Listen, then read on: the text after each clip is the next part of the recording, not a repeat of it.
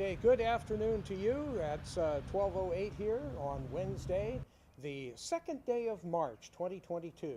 And we are here at the Chinese Arches by the Bakkai Temple because we are doing a special Bakkai show. The Bakkai Festival Parade is happening this weekend on Saturday. We will be bringing that to you live from 2nd and C Streets, which is where the reviewing stand is. And we also today have guests that are coming in. Candace Young is on her way over from Yuba City. She'll be joining us as soon as she can get here to 1st and C Streets. But we also have a special guest in that, let's see here. Let me show you what we're doing here. This is the setup here. And the Bakkai Temple behind me. So we're going to be taking a little visit with Judy Mann. Judy has been very active in the Chinese community here since moving into the Marysville, Yuba City area back in the 1980s from San Francisco.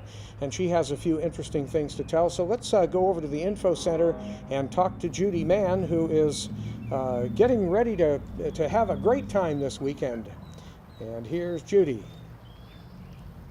Hi, I'm Judy Mann, and I'm president of the Marysville Peking Sister City Association. And this year we're celebrating 36 years of sisterhood.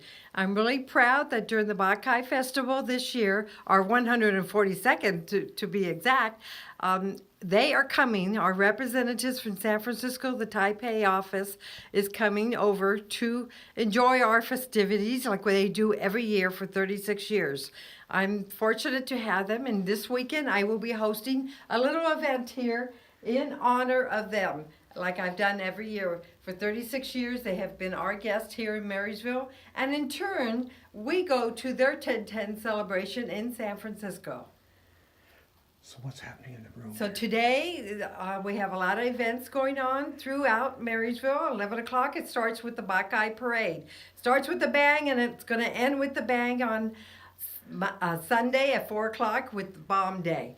But today here, we will be doing the festivities and honoring our special guests. Also, there'll be little things for kids to do. We'll have a musician here. We'll have a magic show, and also we'll have a distinguished reader who will be reading the book for the kids here, an author that actually wrote the book. So we're looking forward. Everybody please come down and join us. Show us around. So let me just show you what I have here. On the wall here, we have some wonderful paintings that were given to us as gifts when we took our first trip to Taiwan. And these were gifts for the students from the elementary school that we went to. If you look, these kids were maybe 11 years old when they did. So this was way before when I went in 1996. So the first delegation went a lot earlier, consider 36 years ago. So we have a lot of paintings done by the students. I have my collection of my books of the Chinese culture here located, and gifts that our Taiwan people have given us over the years, wonderful gifts I have on display. So the many books that they've given us. So, what is your connection to the Chinese community here via someone who was your mother-in-law? Tell us that story. Okay. How did you become part of the Chinese community? In 1981, I moved here from San Francisco. I was married to a young Chinese gentleman by the name of Michael Ju, and he had ties to Marysville. And actually, my mother-in-law in San Francisco used to come here every year to sing in the opera. We had 2 opera houses here, I believe, down in Chinatown, and so she used to sing in one of them. So I, as the daughter-in-law, I used to watch her get in full costume and makeup and everything, and then watch her perform over at the Hop Sing Society. And that was like in the late 70s. And what was her name? Her name was Eleanor Ju. So I just feel very proud that I am associated with the family. When I moved here, I lived with Katie Lim, and Katie Lim was one of the, I want to say, the best liaisons for Marysville, the Chinese community, and Beale Air Force Base. Her and her husband, John, were just wonderful people to share and educate us. Katie was a wonderful cook. I mean, people stood in lines to sign up for her classes, and she was a wonderful lady, and always stays close to my heart. Tell us more about that. So Katie Lim had 4 sons, and the gentleman that I was married to was her number 5 son. So in the Chinese custom, they have number 1, number 2, number 3, number 4. He was number 5. He wasn't really by blood the son, but Katie just was very close to his mom and family back since the 40s, 50s. So I've been family. I've been considered family, and I've always been into the Asian culture. And this is just one of the ways that I want to share. And I was with the Friends of the Bakkai for many years, and still am a board member. And we fostered a relationship with the Sister City group, and that's how it all began 36 years ago with the Sister City group. So you have some really good family ties here and good memories and what have you. Yes, wonderful memories that just the little things, just visiting or taking the tours. And today, Gordon Tom is my other half, and he just does wonderful tours down in Chinatown. And I just encourage you all, please come down to the Info Center. That's where I will be this weekend. Come down, enjoy the parade at 11 o'clock, and then come down and enjoy all the festivities. Yuba County Library will be doing things in their parking lot. The parade committee has a wonderful lineup of vendors, so please come down, enjoy, and then you'll see the lion dancers dancing around. So we have everything set up for the Taipei people that are coming, my representatives, and I'm looking forward. So as you can see, more of the artwork on the wall. So I'm excited. We have some tea. There will be all day long serving hot tea. So please come out. If it's cold, come in. You're welcome. Everybody's welcome. What else is here? And that's about it. I would say just come by and visit. And that's the Chinese room. And and we have auction items here that we are going to be raffling off. So please come by and win a tiger. This big one is waiting for you to take home. I'm sure it is. So please, it's the year of the tiger, and let's all enjoy.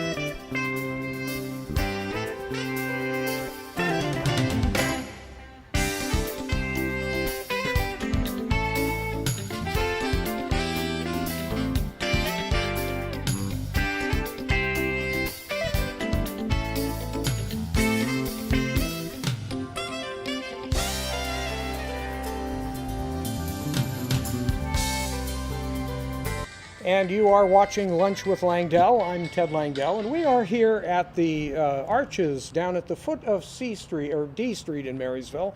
This is First and C that we are at right here. And we've got little live streaming set up here, and we're able to do a variety of different things here, including look at the building that's right behind us here. I don't know if you've ever been down here before, but the Bakkai Temple is right behind us.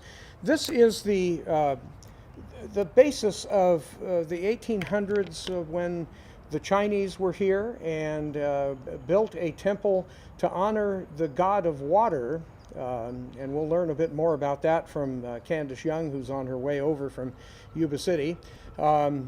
She is basically in charge of dealing with the parade that we will be doing.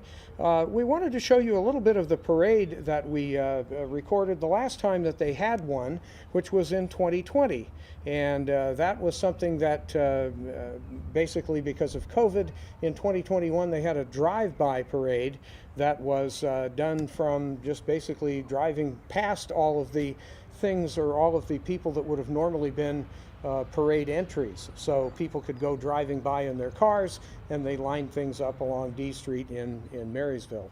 So while we wait for Candace Young, let's take a little bit of a look at the parade from 2020 that we will be doing from the same location. This is at First and, or I should say Second and C Streets, right near the reviewing stand. And welcome to the public service production from Yuba-Sutter Live and live streaming Yuba-Sutter on Facebook. I'm Ted Langdell, and we are about ready to begin the BOK-KAI Parade. So this is the 140th BOK-KAI Parade taking place from Marysville, California, which has been home to Chinese folks from China since the 1850s, not long after the city of Marysville was founded. Marysville is 170 years old, being named in 1850 by a group of European settlers named after Mary Murphy Covilod from the Donner Party. And the parade is wending its way up C Street now from First Street. Let's get rid of our graphic here. And that's the wide shot, folks. And here is what's going on. Built in 1854 and destroyed by a major flood in 1866. The temple was rebuilt and dedicated in March of 1880. And that's what we see at the corner of First and C Streets as the parade and firecrackers make their way up here. All right, firecrackers. Firecrackers, not fire. You're doing so good already. Progress, people. And across the hall, what we see and hear is Fish, and I'm not sure who else that is. Heather from 93Q. Ken Frizzell is with, has been with 93Q, and he's now with the new country station, LP station in town. Right. But is also doing engineering. People can tune to 93Q to listen to the audio, but the pictures are going to be a little out of sync just because of how long it takes Facebook to get here. So if you listen here, we're going to hear Fish and Heather describing what's happening. Yeah, that officially starts the parade, right? Okay, so let's. And of course, I'm looking right into the sun. Please welcome Jonathan Lim. Jonathan Lim is lifelong resident of the Yuba-Sutter area. Jonathan's grandparents, John and Katie Lim, were heavily involved in the Chinese community.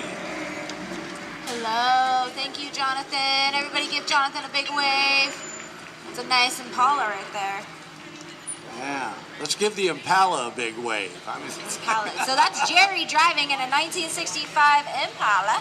Thank you, the Jerry. Lees from the Chico chapter, if y'all are car fans. So in car number 4, we actually have Carson Cam.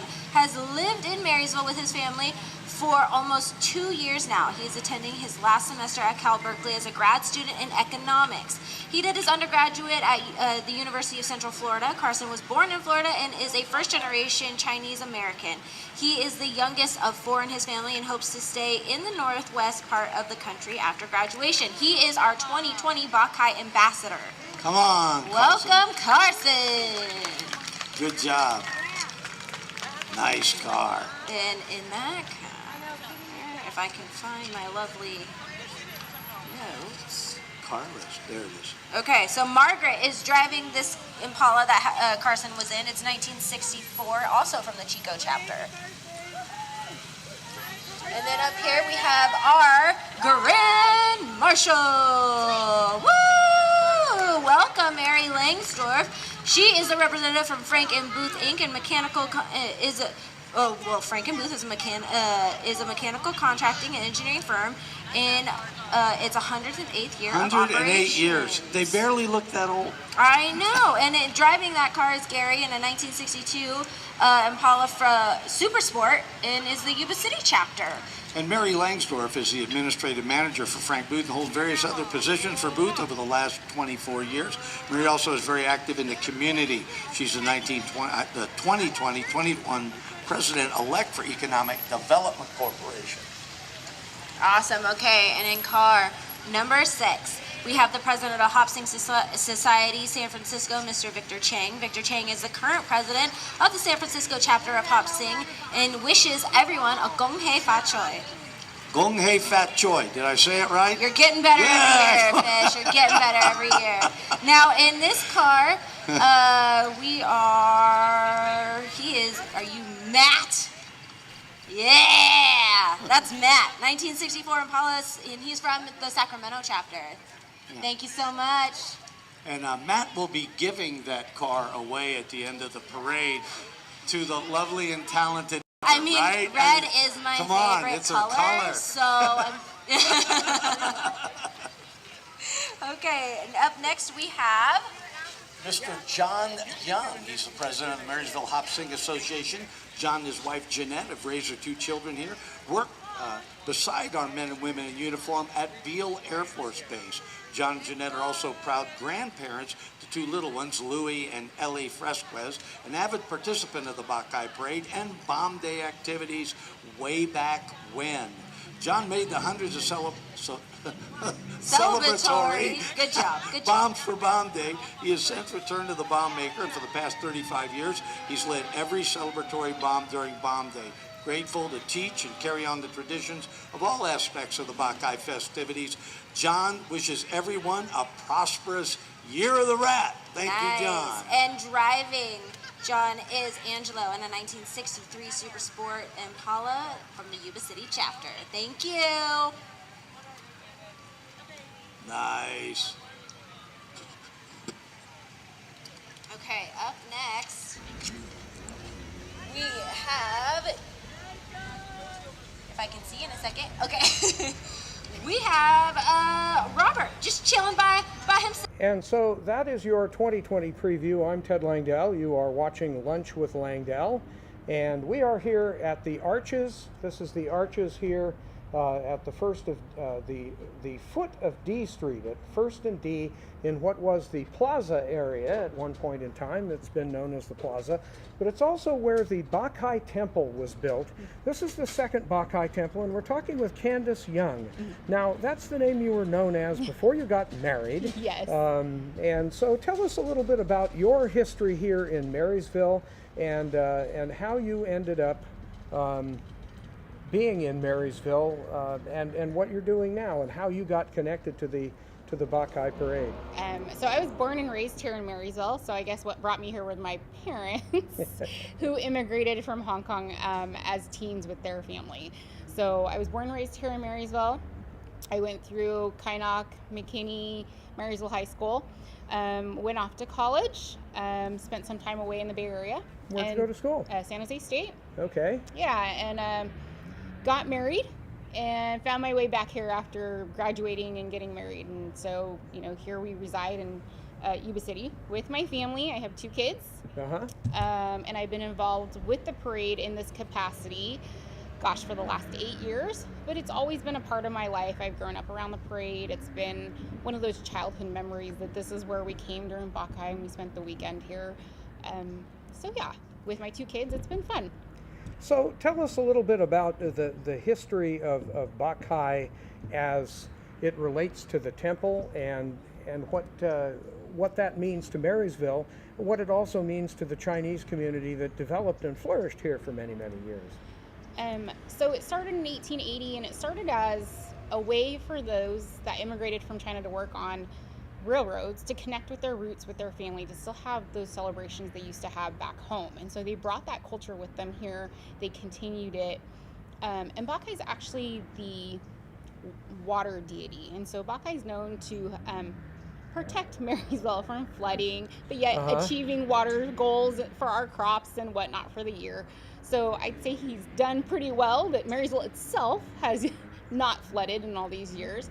But yeah, to our Chinese community, it's just a true gift to have this here. And then this temple is still one of the only worshiping, operating Taoist temples, whereas most in the community or the surrounding areas that were developed with railroads no longer operate as an actual worshiping temple. They're, belong to the state now, and they've become museums. So this particular temple that we see behind us here was built after another one was built. Tell us a little bit about the original temple, where it was, and what that meant to the Chinese community, and why was there another one built? So the original temple was built further down on First Street, close to where the Levy Commission office is now, or resides.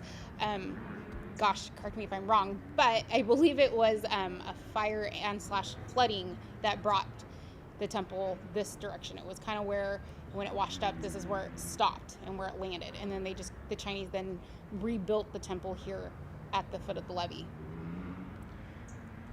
So that basically is how much of this temple that we see here and that people may see when they take tours, and it will be open for tours this weekend, or how does that work? It is open this weekend. I don't know particularly the times for tours, just because there are a lot of folks that come to worship and pray this weekend. It is a highly sought after weekend to come and pray during the weekend on Bakkai weekend, because it is the celebration of Bakkai's birthday.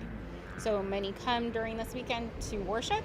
So it is very crowded, but I know Judy at the Info Center will have plenty of information regarding tours that are offered year-round. Yeah, and she does. Mm-hmm. She's been very active, and as we heard in the story that she told earlier, Mm-hmm. while you were on your way over, that she married into a Marysville Chinese family, Mm-hmm. and then sort of became an in-law through the fifth son, if you will, to Katie Lim, who Mm-hmm. was an icon and matriarch, I guess you would say, in the Correct. Chinese community here. What can you tell us about the different Chinese families? Because we're familiar with the Tom family, we're familiar with the Lim family to some degree. Bing Ong was big in terms of his ability to run a restaurant and what have you. A lot of different things that relate to a Chinese community that really isn't here anymore. Maybe you can tell us about what happened. So I guess what happened is just sort of, when you immigrate from a new country, you want the best for your family. That's kind of why you immigrate here, for this, at least for here, right? Our world of opportunity. And a lot of our families, as they raise children, it was very encouraged, and still is, to sought higher education. And so when you seek higher education at a college level and continuing that, we don't have that here in our area, and very seldom do many return back to our area, to pursue families or careers. And that's kind of how, unfortunately, our Chinese population has dwindled, because those who, sought higher education continue to stay where they were, whether it was in San Francisco or LA or New York or wherever those careers had taken them. And so our families that most people are known to hear, Ong or Lim, or it's just those families, I think, over time, who've been very involved in our community, and they continue to enjoy and ensure that it continues in the Chinese community, but as well as in the Yuba-Sutter community. So, what's your role? I'm actually the BOK-KAI Parade Committee Chairman. Okay. So myself and the committee coordinate the parade for Saturday, as well as the vendor booths on Saturday. So you're in charge of making sure that everything happens. To some degree, yes. And of course, without my committee, I couldn't be here to make it happen. But yes, so there are a few entities that make the weekend happen, and I know that sometimes that can be confusing. But for myself and my small committee of volunteers, which we're always looking for more, coordinate the parade and make sure the parade itself happens. And you don't have to be Chinese in order to participate. No, not at all. Anybody can participate. And if those who know Peppy Schrader, she was my successor. So, I followed her footsteps, and she's definitely not Chinese. So That's true. That's true, yes. We know Peppy from doing things with the museum up the Correct. street at 7th and D Streets. Yep. So give us kind of an overview about what's going to happen during this particular parade and what happened last year, which is why I was looking for my 2021 files, and I'm going, wait a minute, I don't have any. So this year we actually get to return to an actual parade, what we've always known here in Marysville as a Buckeye parade. Last year we had a reverse drive-through parade, if you will. Everything from the dragon and line dancers and our city council and our county supervisors from both sides, we were stationary, and we allowed the communities to drive through and wave and enjoy it in a different perspective. And this year we get to return to what we know as a traditional parade. So it's something I think that our community is looking forward to. I know I am, to have some normalcy of an actual parade. So you basically have how many entries, and when is the cutoff, or is it already cut off? The cutoff already happened. Last week was our drop dead deadline cutoff. We have about 50 to 60 entries. And where do these entries come from?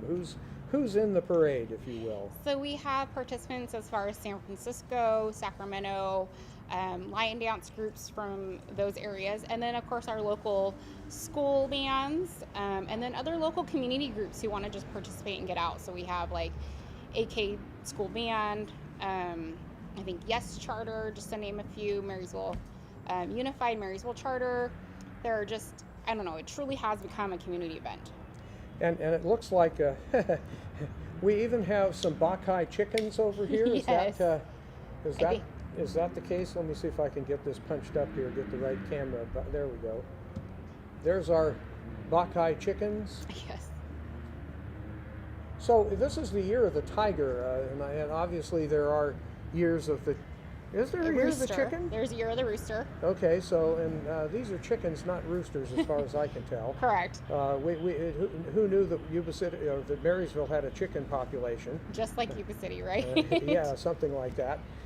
So tell us a little bit more about what the significance of the parade is. This is the 142nd year, and that's not chump change for an event like this. No, not at all. I mean, it's a great honor to continue a parade with such history. I mean, it's said to be the oldest continuous parade in California, and I'm glad that we were able to continue a parade in some sort last year so that didn't stop. For the Chinese community, I think it's a celebration of history, celebration of culture, as well as the celebration in Marysville itself. It's definitely as old, or almost as old, as the city itself. Overall, the weekend is just enjoyable and has a lot of significance, not just for the Chinese, but I think Marysville itself. And this has become not just a tourist draw, but it also draws people from what parts of the world? Oh gosh, everywhere. We have visitors that would come from China and Hong Kong, Seattle, Denver, New York. We've had people travel as far as that just for the weekend, because the fact that there isn't another Buckeye Didi, and a lot of things that happen during the weekend don't happen outside of here, like Bomb Day, although that isn't Saturday's event, it's Sunday's event. Those celebrations actually don't even happen in China in the same way anymore. Really? Correct. Why is that? A lot of it, they don't practice the same tradition anymore. It's kind of gone away in a sense.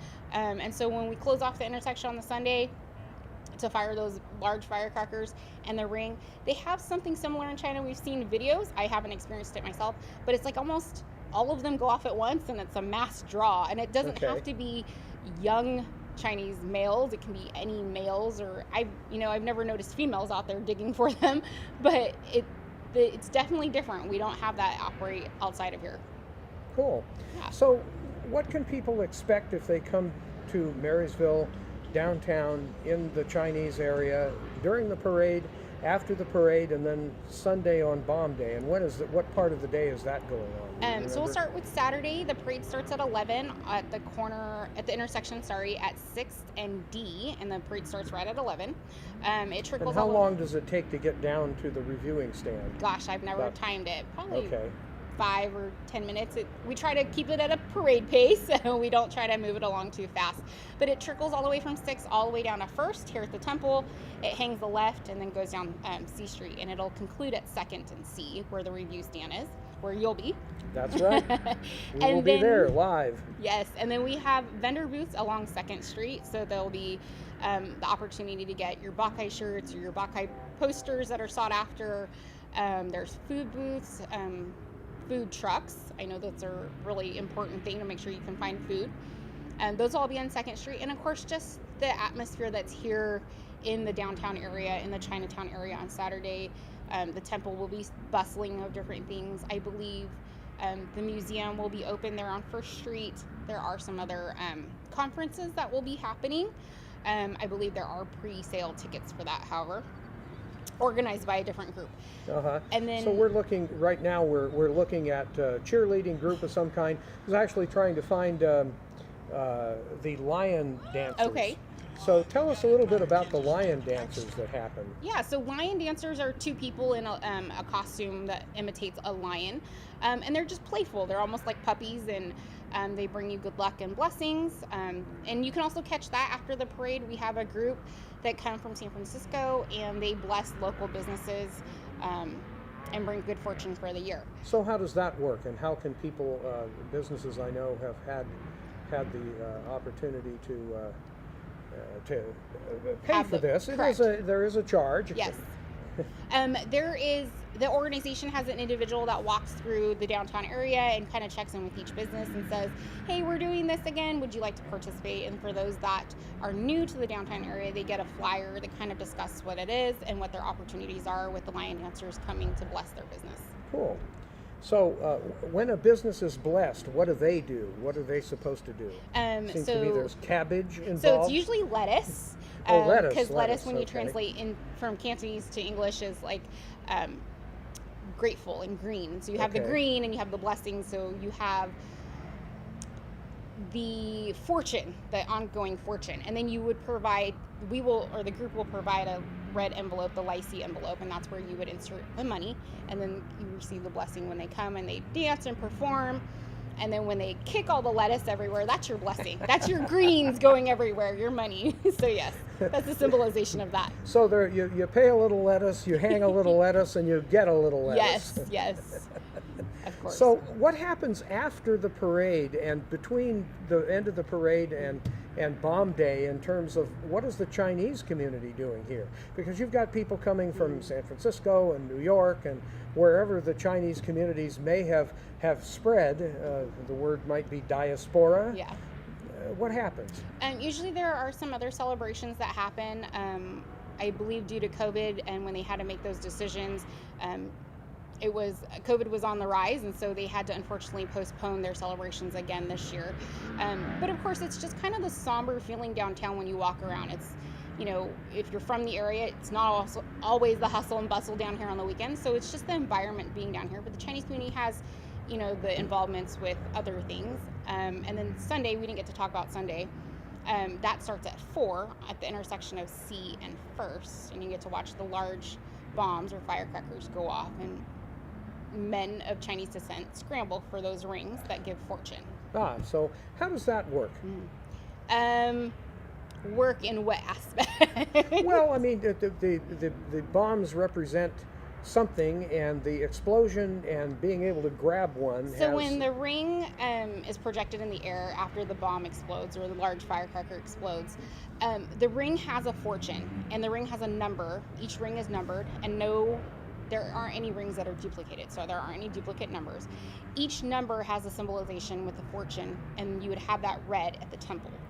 And a certain number of rings are fired off on Sunday at 4. My goodness, it's been a long Sunday week. at 4. Sunday at 4. Those are fired off in the middle. Yes, that would be 6 Mountain Yes. Time. Yes. So yeah, that symbolization is that if you are able to grab one of those rings and you're lucky enough to have one, you are sought to have good fortune for the year. Cool. Yeah. So we're all hoping that that occurs. Yes, we have yes, good I'm fortune sure. in 2022. Yes, of course. So this is the Chinese year what Oh, the number? I don't know. Okay. I did not look But that you'll up. know by. I guess I'm gonna have to know by Saturday. Gosh, I looked it up a few years ago, but I I didn't do my research this Okay, time, well, that's all right. unfortunately. That's all right. So we have museums open. They'll be open Saturday and Correct. Sunday.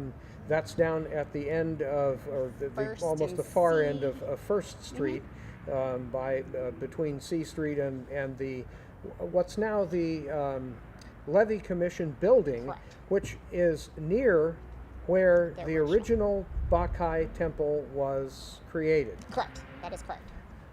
Cool. So what have we not talked about or not covered in this particular conversation? Oh, I can't think of anything. I think we've covered a good amount.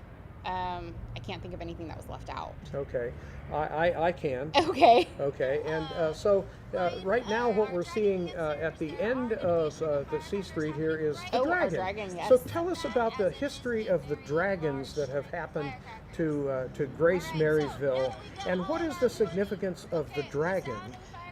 So the dragon, our original dragon, was actually probably imported here from China in the 1800s, late 1800s, and it's said that it was probably one of the first dragons to ever leave China to be imported into the U.S. Ah. The original had made it to New York in the World's Fair, Chicago, and that was recently refurbished and on display inside the museum here at the temple. Wow. And we've had several dragons, over the years. And the dragon is also a mythical creature that brings good fortune for the community in the year. And when you see the dragon coming down the parade route, you'll notice it's chasing a round ball or a ball on a stick, and that's a symbolization of the pearl. And the dragon is trying to catch that pearl for everlasting life. However, that dragon doesn't ever catch that pearl to achieve everlasting life. But it dragon dances down the parade route for good fortune, and it's really just fun to watch. And we are lucky enough And to we're seeing right now there's water in jugs, and it looks like there's some firecrackers or something. There's the pearl. Uh-huh. So you can see there's a gentleman carrying the pearl. And tell us about how many people it takes to make this whole dragon experience actually work. And where do those people come from? So we're lucky enough to have the dragon's legs be provided by airmen of Beale Air Force Base. And that's been a tradition, probably since the 70s. And we've continued that. We've been lucky enough to continue that partnership with Beale and have those airmen out here. There's probably a few air women in there yes, too. Yes, airmen, air women. And it takes about 26 individuals to run each post in that dragon. Wow. That doesn't include all the other accessories that you see on the side and any other individuals that kind of tap in and out, because it does take some strenuous work to get that down the parade route. Yeah, I was going to say that pretty good exercise, and I imagine these people are pooped afterwards. Yes. So what do they get out of it? Well, knowing that I've asked a couple, they definitely haven't experienced this at any other of their duty stations. So it's definitely kind of one of those once in a lifetime few chances to participate in this capacity. Cool. And we see fireworks are going off ahead of where the dragon is arriving at the reviewing stand. Mm-hmm. What's the significance of that? So firecrackers are the significance of warding off the evil.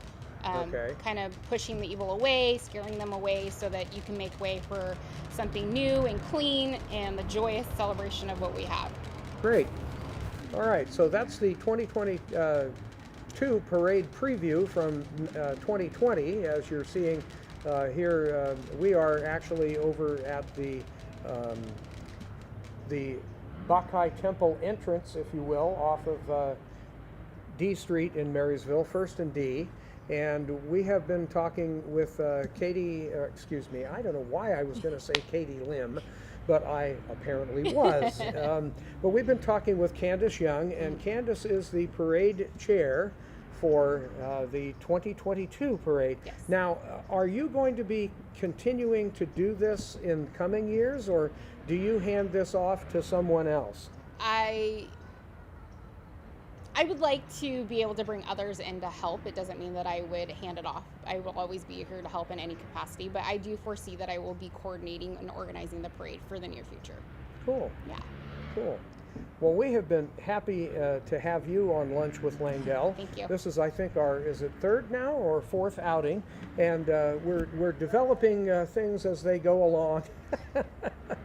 It's always an adventure because bet. live streaming is an adventure. Yes. And we're able to. I'm grateful that we're able to do stuff like this because it helps the community understand a little bit more about itself and the traditions and experiences that have grown up here and that people can come and participate in or watch or learn from. Of course. Yeah. Thank you for So, having me. oh, you're quite welcome. And where do you go from here? I go back to work from here. Back to work. So thank you. Everybody's got to go back to work, and so do we. And we have coming up in the weeks ahead, I don't actually have my calendar with me. It's on my phone, which is monitoring the fact that we're actually live. And we will have Bob Harlan. We will have several other people in the next several weeks talking about other cool things, how they ended up being in Marysville, why they're still here, what they're doing, and all kinds of other cool stuff. That's why we do Lunch with Langdell, and we hope you come back next Wednesday right around noontime. It's kind of a little fast and loose, but we give you something to learn from and eat. So there we go. It's the 2022 BOK-KAI Parade preview right here on Yuba-Sutter.live. I'm Ted Langdell.